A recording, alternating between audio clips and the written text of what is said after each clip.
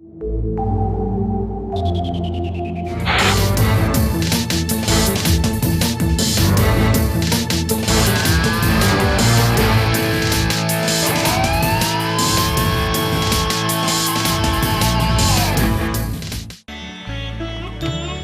2 हफ्तों के दौरान सच का सफ़र हल्का नंबर इलेक्शन स्पेशल में हमने आपको सुबह बलूचिस्तान के ज़िला लसबेला के NA 270 और PB 45 में पिछले 5 सालों के दौरान होने वाले तरक्याती कामों के बारे में आगाह किया। आवाम क्या कहते हैं ये भी आपको सुनवाया। यहाँ पे आपको बताता चलूँ कि इन दोनों हलकों से जाम मोहम्मद यूसुफ मरहूम और सरदार मोहम्मद असलम भूतानी मुंतखब होते रहे हैं। जाम और भूतानी ख़ानदान बलूचिस्तान के बासर सियासी ख़ानदानों में से हैं। इस बार हमें जाना है हल्का PB 44 में, जहां पीर अब्दुल कादिर गिलानी मुंतखब हुए थे। इस दफ़ा भी वो आज़ाद उम्मीदवार की हैसियत से यहाँ से इलेक्शन लड़ रहे हैं। इलाके में क्या हो रहा है, अवाम ने क्या खोया क्या पाया और मुस्तकबिल को कैसे देखते हैं, तफसीलात जानने के लिए सच का सफ़र इलेक्शन स्पेशल में मेरे साथ रहिएगा।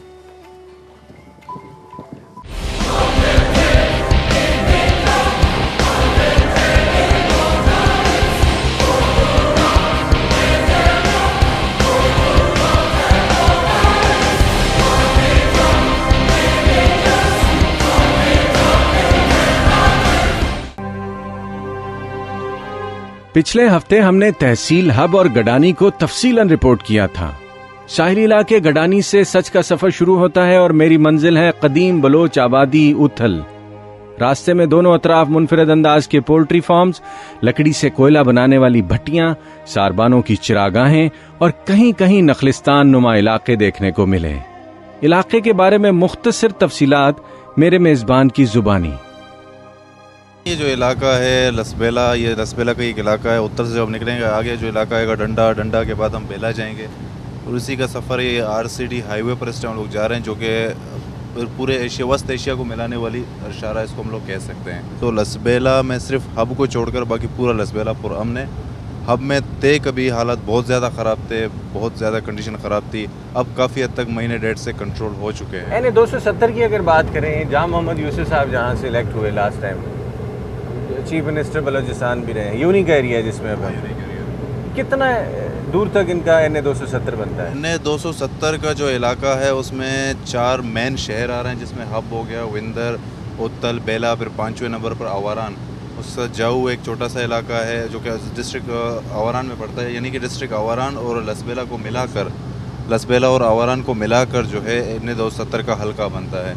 आबादी यहाँ देख रहे हैं हम, बहुत ज़्यादा बंजर ज़मीन है, कई किलोमीटर हम चल के आ गए अंदर। नहीं, ये तो बिल्कुल ये सिर्फ ना सिर्फ लसबेला बल्कि अंदरूनी बलूचिस्तान में भी आप जाएंगे तो आबादी करीब करीब तो है नहीं। शुरू से एक देहाती माहौल चलता आ रहा है शहरों को छोड़कर, बाकी तमाम इलाकों में देही माहौल चलता आ रहा है। कहीं 20 घर, कहीं 50 घर की छोटी छोटी आबादियाँ बनी होती हैं। हाँ, जो शहर हैं उनके करीब आबादियाँ हैं थोड़ी बहुत, लेकिन बाकी इलाकों में आपको यही मिलेगा, सिर्फ ना कि सिर्फ लसबेला बल्कि पूरे बलूचिस्तान में यही। और कभी किसी ने कोई एफर्ट नहीं की कि इनको एक जगह आबादकारी की जाए, इनको सेटल किया जाए ताकि ये तालीम से और ज़िंदगी की कोशिशें तो की गई हैं। देखें, स्कूल्स बनाए गए हैं ताकि इनको यकजा किया जाए, लेकिन इनका जो अपना एक जहन बना होता है, जो हर एक का जो कौम है, जैसे अंगारिया एक अलग कौम है, इसी तरह और कई कौम्स हैं यहाँ पे, मुंद्रा है।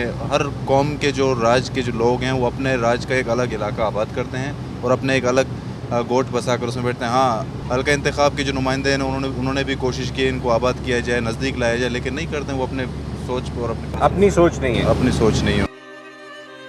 जिला लसबेला में कौमी असम्बली के हल्का NA 270 और सूबाई असम्बली के हल्का PB 44 में देही इलाकों की भरमार है। आबादियां दूर दराज और जिंदगी बुनियादी सहूलियात से महरूम है। सूबा सिंध और बलूचिस्तान के बॉर्डर और कराची के नजदीकी इलाके होने की वजह से यहाँ कदरे कम पसमानदगी पाई जाती है, लेकिन रोजगार के मौके आज भी खासे कम हैं। क्या किसी का इस तरफ ध्यान है?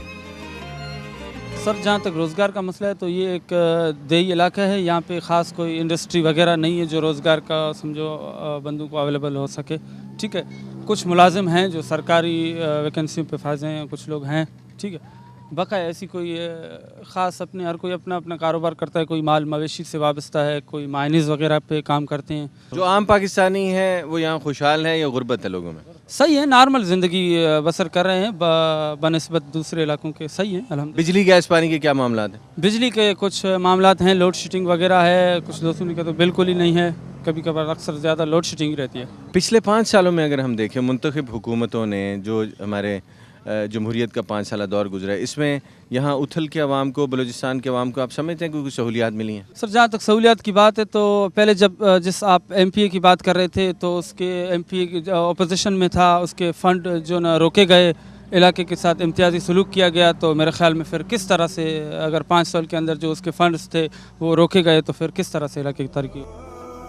जिला लसबेला में सूबाई असम्बली के हल्का नंबर PB 44 में पीर अब्दुल कादिर गिलानी 5 साल MP रहे, लेकिन इलाके के अक्सर अफराद ने शिकायत की कि उनके फंड्स रोके गए, जिसकी वजह से हल्के के गरीब अवाम ने जिंदगी मुश्किलात में गुजारी।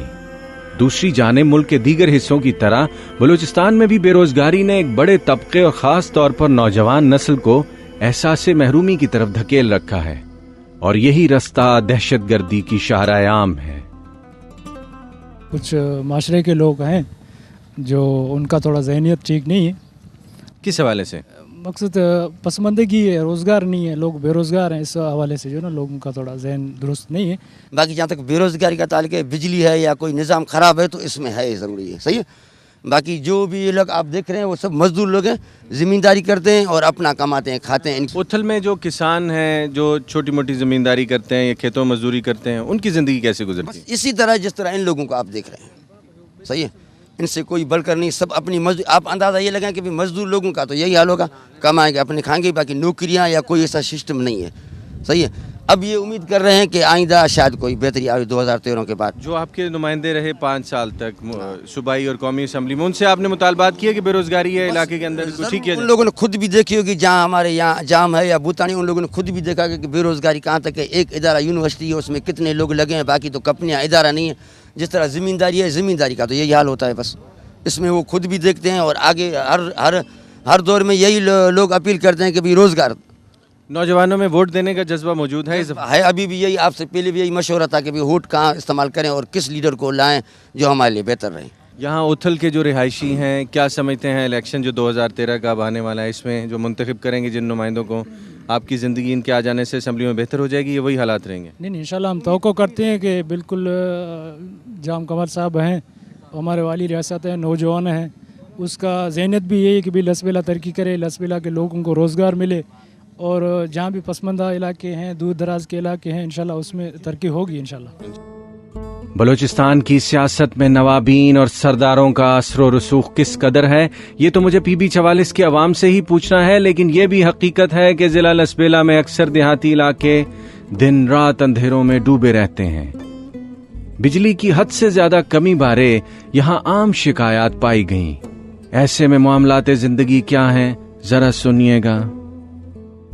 मामला ज़िंदगी के और तो सारे सही हैं, जो इलेक्ट्रिक सप्लाई है उसकी तो हमें बहुत ही मुश्किलात हैं, जो न होने के बराबर है। कहाँ जीतेगा? ज़ाहिर है हमारे नवाब वाली रियासत है, वो कुछ भी कहे उसके बगैर तो नहीं जीत सकेगा कोई। उथल के देहाती इलाके में मजदूरों और किसानों से मुलाकात के बाद मुझे जाना है बेला की जानिब। दौराने सफर ऊंटों के रेवड़ को पानी पिलाते एक सारबान पर नजर पड़ी, जो अकेला दर्जनों रेगिस्तानी जहाजों को हाँक रहा था। बलूचिस्तान में बसने वाला देहाती अपनी जिंदगी, मुस्तकबिल और इलेक्शन 2013 बारे क्या नजरियात रखता है, इस सारबान और देही इलाके में बसने वाले चंद अफराद से पूछते हैं। इलेक्शन जो आ रहे हैं 2013 के, उसमें वोट देंगे आप? वोट जा मकता जा। अच्छा, ये फ़ायदा क्या है इनको इस इलेक्शन का? इनकी ज़िंदगी में क्या बेहतरी आएगी इसके बाद? ले कुछ को हाँ ना फिर वोट क्यों दोगे? हो ना वो ये जो हमारी कौम कह रही है उनके कहने पर हम वोट देंगे। ये जिन साहब से हमने बात की अभी, ये जो सारबान थे, ये वोट देता है लेकिन इसको पता ही नहीं है कि ये क्यों देता है, किसको देता है और कौम कहती है। ये थोड़ा सा इसके बारे में ब्रीफ करें कि ऐसे ही लोगों का माइंडसेट इलेक्शन। देखिए, यहाँ का मसला ये है, इनका ज़रिया माश तो माल मवेशी है और ये देहातों में रह रहे हैं, एक अरसे से देहातों में रह रहे हैं। एजुकेशन की इनके पास कमी है, आपने खुद देखा उर्दू बोल नहीं पा रहे थे, और वो बस एक यहाँ का सिस्टम है, हमेशा से चलता आ रहा है, जो कह रहे थे कि राज जो कहेगी, यानी कौम जो कहेगी हम उनके साथ हैं।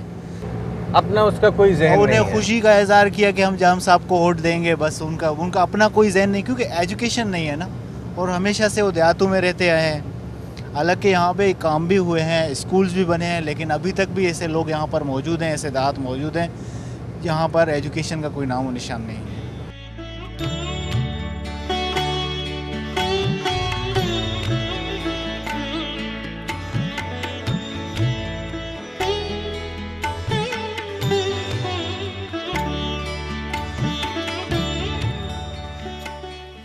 बलूचिस्तान के देहातों में बसने वाले अक्सर अफराद अपनी ज़िंदगी में मचे हुए अंधेर बारे फरियाद करते हैं, दुहाई देते हैं और उनका शिकवा ये है कि सरकार उन्हें भुला चुकी है और उनकी कोई नहीं सुनता। ज़िंदगी की बुनियादी सहूलियात उनकी पहुंच से कोसों दूर हैं। यूँ तो गुर्बत हमारे मुल्क का वो प्रोडक्ट बन चुकी है जिसे बेचकर हुकूमतें और अवाम न जाने कब से अपनी ज़िंदगी गुजारे और न जाने कब तक इस प्रोडक्ट को खाते रहेंगे। लेकिन अगर पूरी ईमानदारी और सच्ची लगन के साथ बलूचिस्तान के सियासी ख़ानदान वडेरे अपनी आवाम की तरक्की और फलाह बहबूद के लिए काम करेंगे तो ज़िंदगी आसान हो जाएगी। एक बार फिर से मुझे जाना है ज़िला लसबेला के हल्का PB 44 में, जहां आवाम और उनके मसाइल हमारे मुंतज़िर हैं। सच का सफ़र हल्का नंबर इलेक्शन स्पेशल में मेरे साथ रहिएगा, लेकिन इस ब्रेक के बाद।